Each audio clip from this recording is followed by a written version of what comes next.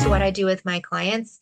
And whether that's through an individual one-on-one approach or a group approach, it is personalized. I'm going to meet my clients where they're at, and we're going to start with education. What is happening in the brain? What is happening in the body?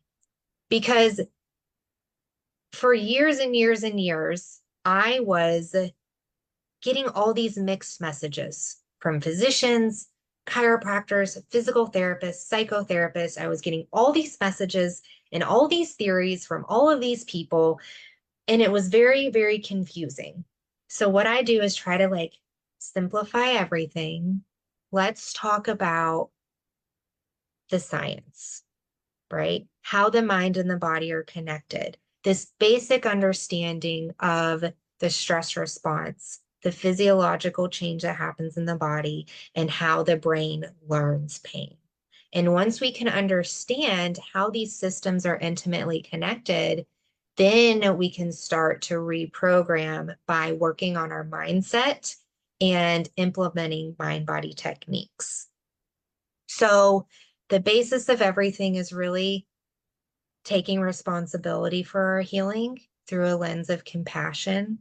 I gave away my power to everybody for so many years, the doctors and the acupuncturist and the hypnotist and all the different types of, and the supplements and everything I did. Like I gave away my power to all of these things. Like, you're telling me this is going to fix me. Okay, let's do it. It didn't matter what you told me to do. I was going to do it. What I have found through this mind-body approach is I don't have to give away my power, right? Like I can start to trust myself. And this is what I teach my clients is how to trust themselves to know what is best for them, right? Journaling works very well for some people, not for others, right? Breathing exercises are very soothing and very relaxing for many people.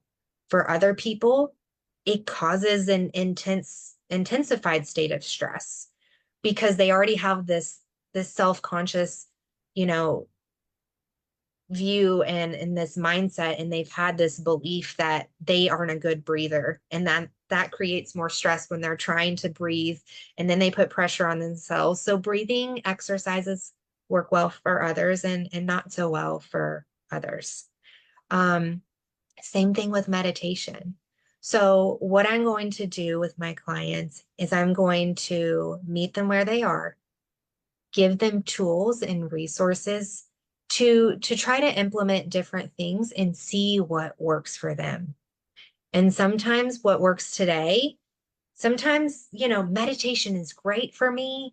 I experience all the benefits of meditation. And then other days I try to meditate and it's not doing it for me. So how can we learn to pivot? And that all comes from having compassion for myself and learning to trust myself. And so that's what I try to do with my clients. Everything is very personalized. Even in the group option, I do have a personal approach, and I do have an individual session that I do with my clients to really to check in with them, see what's going on with you, what works for you, and how can we pivot, right? So with all of that said, transcending pain is my whole approach. And it's not necessarily about like this intensity to get rid of the pain.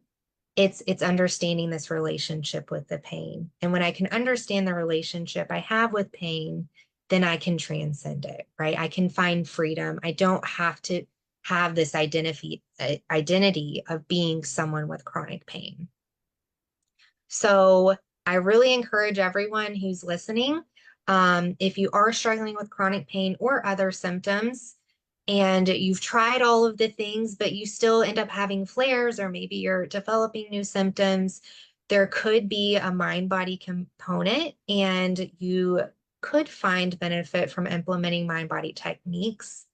This is available to everyone. This isn't a either or. This isn't you see your physician and you do their treatment, you take prescription medication, or you implement a mind-body approach. This can be this and. So you can take prescription medication and use a mind-body approach.